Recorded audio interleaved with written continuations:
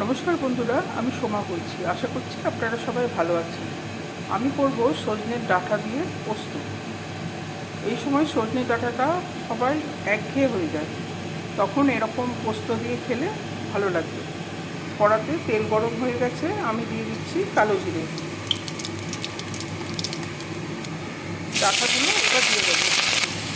এবার দিয়ে দিলাম টমেটো, লবণ,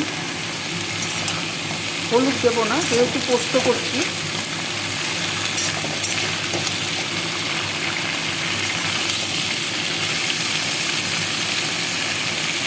জল দিয়ে ডাঁটাটা সেদ্ধ হতে দেবো।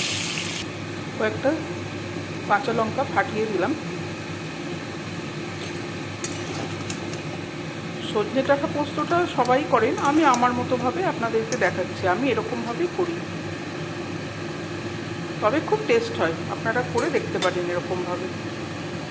ডাঁটাটা সেদ্ধ হয়ে গেছে, এবার আমি পোস্ত বাটা দিয়ে দিচ্ছি।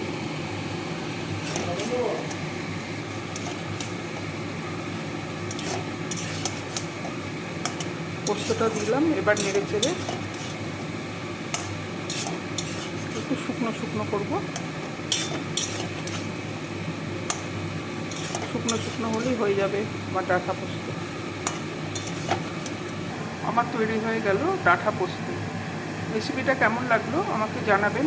ভালো লাগলে আমার সঙ্গে থাকার জন্য আমি আপনাদেরকে অনুরোধ জানাচ্ছি। নমস্কার।